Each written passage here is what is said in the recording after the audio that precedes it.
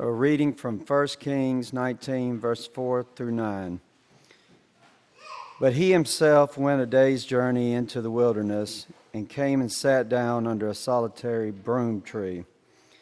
He asked that he might die. It is enough. Now, O Lord, take away my life, for I am no better than my ancestors. Then he lay down under the broom tree and fell asleep.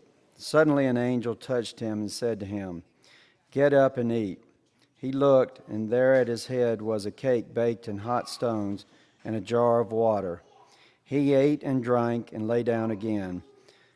The angel of the Lord came a second time, touched him, and said, "Get up and eat, otherwise the journey will be too much for you." He got up and ate and drank. Then he went in the strength of that food 40 days and 40 nights to Horeb, the mount of God. At that place he came to a cave and spent the night there. Then the word of the Lord came to him, saying, "What are you doing here, Elijah?" The word of the Lord.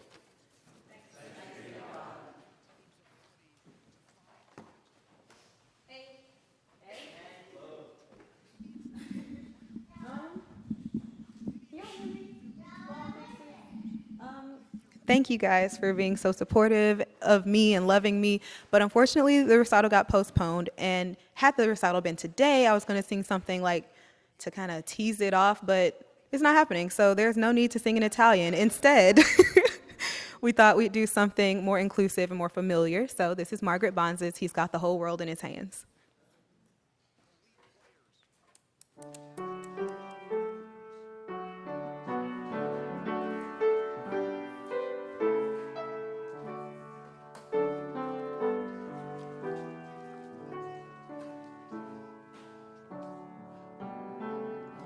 He's got the whole world in his hand. He's got the whole world in his hand. He's got the whole world in his hand. He's got the whole world in his hand.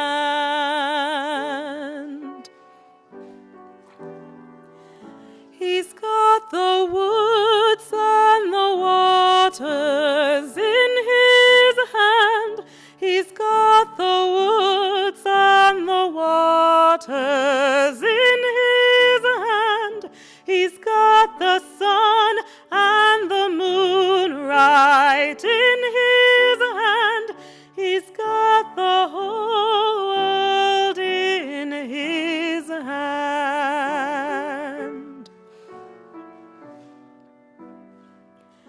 He's got the birds and the bees right in his hand. He's got the birds and the bees right in his hand. He's got the beasts of the field right in his hand. He's got the whole world in his hand.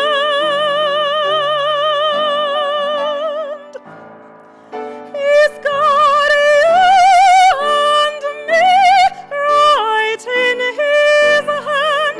He's got you and me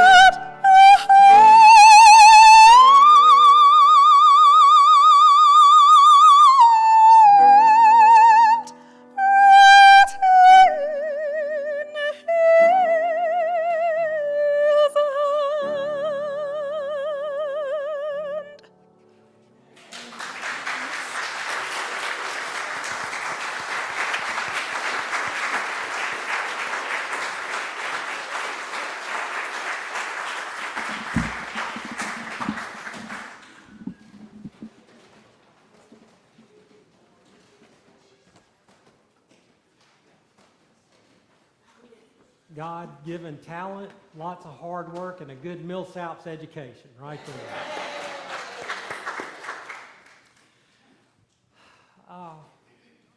This is a real joy for me to be here. It reminds me, my sister, I have two sisters, and one sister sent me a newspaper clipping, and it said that there was a first grade school teacher who came to the realization that there was a lot of diversity in her classroom.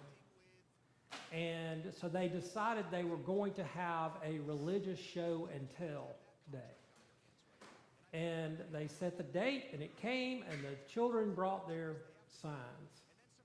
And the first child that got up said, "Hey, my name is Micah, and I am Jewish, and this is the Star of David." And a little girl got up, and she said, "My name is Mary, and I am Catholic, and this is a crucifix." And then this little boy gets up, and you know he's from the South because he's got a double first name. And he says, "My name is John Wesley, and I am Methodist, and this is a casserole."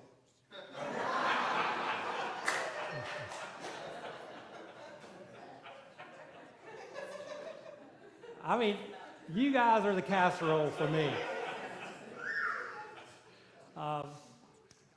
It was in the fall of 1980 that I snuck into the balcony of Wells when I was a junior at Millsaps College and started worshiping here anonymously. Like in the First Kings text, I really wasn't interested in God asking me what I was doing here. I just wanted to come and be anonymous.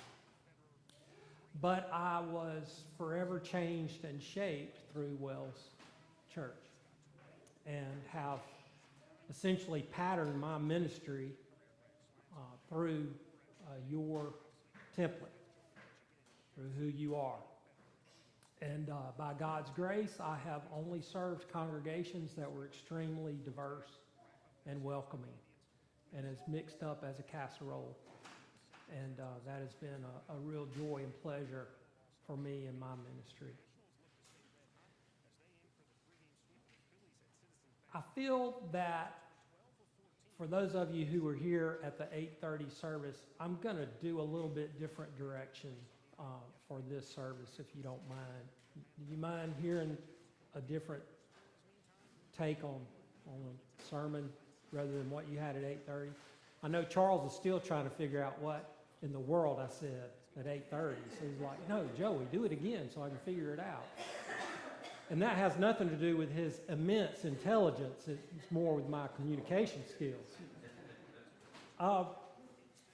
But that question, what are you doing here, is actually a question all of us should be asking ourselves all the time. Wherever we find ourselves, that question, what are you doing here, Joey? What are you doing here? Should permeate what it is that we ask of ourselves, because that's God's question for each of us. And so let's go to John's Gospel today to think a little bit about what it is that we are doing here. What is the good news of Jesus Christ for us, and how does that spur us out into the world? As in John's Gospel, we are invited to read the Gospel on two levels. So for those who are biblical literalists, John's Gospel is problematic. It is really tough to read John's Gospel. For those of us who are spiritual in nature, John's Gospel is quite inviting. It is the spiritual gospel. Matthew, Mark, and Luke are called the synoptics. What does that mean? Yeah, they're a history. Luke says, "I have done a very careful account," and all of them want to take you from Galilee to Jerusalem on one long trip. If you try to figure that out in John's gospel, you are going to pull your hair out. You can see I've spent 2 years in it. John is not concerned with chronology. John is a 2-level reading. John wants you to read what's happening on the ground, but John wants you to hear it through ears of spirit and hearts of openness. I mean, think about, in the beginning was the Word, and the Word was with God. That's heavy. Jesus is with God in the very beginning, in creation. We have to ponder on this stuff. I mean, one of the first things we get then is Nicodemus, who is a literalist. He is a Pharisee. He is a keeper of the law. I get that. I practiced law for 10 years. I love the law. Well, not really all the time, but most of the time. And Nicodemus is like, I gotta go see this man. I won't do it in the night because I don't want anybody to see me doing it, but I gotta go see what in the world. You are of God. Nobody could do what you do if you weren't from God. That's what's going on here. So tell me about this. Jesus starts saying, well, man, you got to be born of water and the Spirit. And Nicodemus is like, my mama's water broke a long time ago. I can't crawl back up into my mama's womb. Jesus is saying, the Spirit. The Spirit. It's listen for that still small voice that Elijah had been missing. Wells, listen to me right here. This is another cool thing about John's gospel. There's that old Pharisee, Nicodemus, in chapter 3. What you get in chapter 4? You get the nameless woman at the well. I mean, doesn't even have her name remembered. And she's about as far as you can get from a Pharisee. She's a Samaritan. Samaritan and Jews don't mix. Jesus isn't supposed to be talking to her, much less at noontime at a public well. It's the only time she can go there to avoid the look. Of course, we all want to put it out that she's some kind of harlot. She's been married all these times. Well, who had the right to issue a certificate of divorce in those days? Only the man. That's why Jesus got so upset with the Pharisees, and he said, Moses gave you this right, but y'all are writing all these certificates of divorce. This is wrong. You shouldn't be doing that. Then we get on into that place, you want to read it spiritually, and Jesus says, when do you commit lust? Well, if you looked at somebody wrong in your heart, you have committed adultery. But that's a sermon for another day when we want to talk about sex. And so, this nameless woman, Samaritan woman at the well, who Jesus says, I will give you living water. I will give you spirit. I will give you that which we thirst for. That is our yearning in our soul. That is what Wesley called the spark, that divine spark that's been given to us. This is the opportunity to recognize it. It's given to you to embrace. And what John does is he sits Nicodemus on the same pew with the woman at the well. I'm not saying that you're the woman at the well. I'm not saying you're Nicodemus. I'm just picking out a man and a woman. I'll come over here where I personally know these two. Well, he doesn't fit Nicodemus. That doesn't work. You see what I'm saying? You see what I'm saying? John's gospel says, this is who we are. This is what we are about. And then he goes on and he says, I came that you might have life and have it abundantly. Well, what is abundant life? John Wesley said this abundant life is when we understand that God has so loved us. Remember what he told Nicodemus? God so loved the world. God first loved us. And then the summation, Nicodemus, the summation of all the law and the Gospels is to love God back with all your heart, soul, mind, and strength, and love your neighbor as yourself. Here's the problem. We don't love ourselves in a healthy way anymore. We've lost the desire to be spirit-filled people. We replace it with all this other stuff out there. And Wesley was trying to get the folks way back there in that 1700s in England who were doing the same thing to say, look, the abundant life is when we love God and we love our neighbor and we love ourselves in a healthy manner. And this is what Christian perfection is. It's trying to get the sweet spot of that intersection where our hearts are filled, so filled that what we want is to replace our heart not with some kind of surgery, but to have it enveloped into God's heart. To be enveloped. And friends, it is not comfortable. There is nothing comfortable about the cross. Nothing.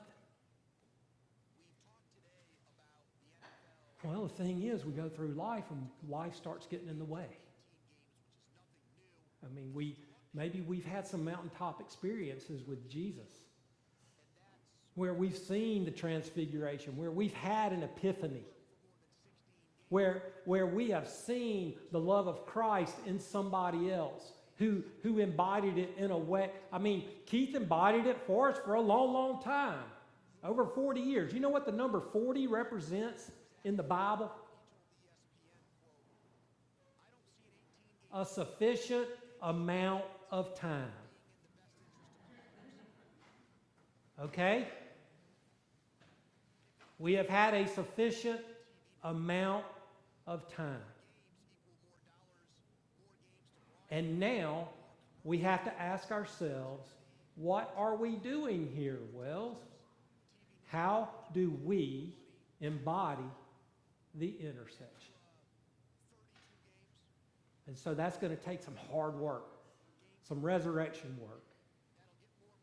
So what this looks like for the disciples is that in John 14, when Jesus is in his last time with them, when he has girded the towel around his waist, and he has knelt down and he has washed the feet of Judas, the betrayer, and he has washed the feet of Peter, the denier, and he has said, a new command that I give you, that you love one another as I have loved you.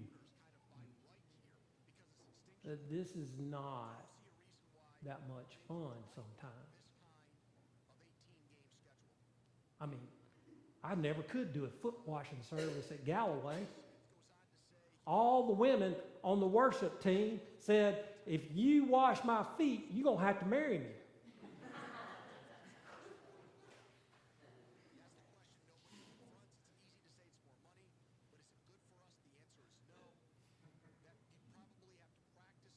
We're going to sit together in the pew. And so the disciples who have had all this opportunity with Jesus himself,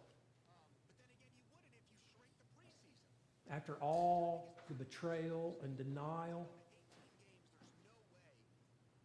and Mary's voice saying, I have seen the risen Lord. They're in a lot room. Fear and uncertainty. They're in a lot room with fear and uncertainty. They don't know what the next best step is. And Jesus breathes upon them the Holy Spirit, and we get a quiet Pentecost.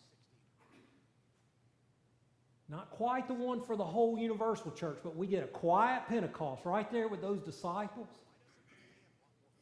And then they go out from behind the locked doors and they go fishing. They get in a boat together and go fishing.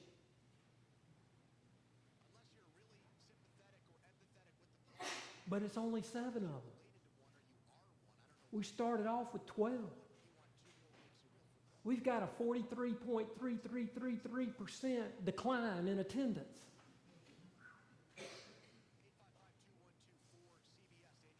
And in John's gospel, it says who's in the boat. It names them. Well, not all of them. It says that Nathaniel was in there. It says that the sons of Zebedee were in there. And it says that, I don't remember all of them. Bartholomew. Oh, and then it says, and 2 others. No name. And I got to thinking about that, and I heard somebody talking about this one day. Who were those 2 others, and what does it matter? It could have been Matthew. Matthew, the tax collector. Well, tax collectors are hated by their fellow Jewish brothers and sisters because they do the bidding of the oppressive Roman occupiers who have set up a corrupt system for these tax collectors to get paid by collecting more than is due from the Roman government.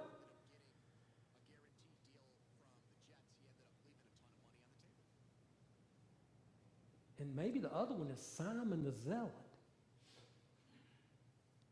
A zealot, he's a trained assassin. He's supposed to assassinate Roman occupiers, and who else? Tax collectors. You think Matthew and Simon laid side by side at the campfire?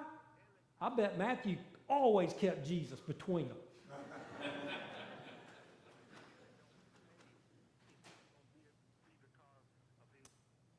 They're on the boat. They're all together. It's been hard. It's uncertain. It's threatening. It's stressing, especially when you ain't caught no fish all night long. And your voice comes across the waters. Hey, it's time to throw the net on the other side of the boat.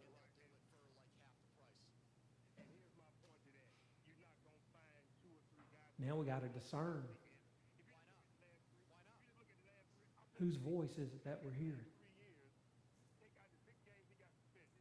But we're not left alone like Elijah in a cave. We got each other. And so whether we're grouchy, or we're grieving, or we're depressed, or we're in despair, the resurrected Lord says, I am with you. My peace I give to you. Not as the world gives, do I give.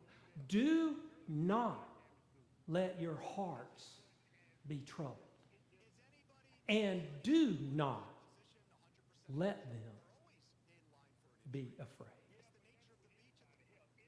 You hear that good news? You hear the good news?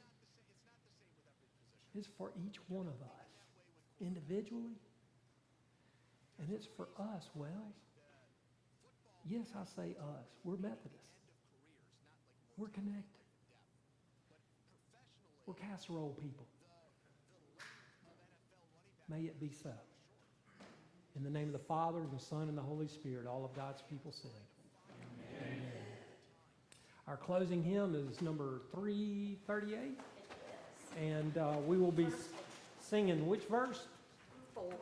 Verse 4 of our hymn of invitation. I want to share with you that we're going to start with verse 4, but if you feel that the Spirit is leading you to come and to pray this morning here at the altar, at the kneelers, for yourself, for the church, for someone else, if you have a need that you would like to lift up in the gathered community, because we know that when we gather together, God is present in the Spirit. And also afterwards, there will be the blessed communion elements in the alcove in the back for you to receive communion. So as we stand and sing our hymn of invitation, Where He Leads Me, if we need to sing verses 1, 2, and 3 later on, we'll do that. May we join together.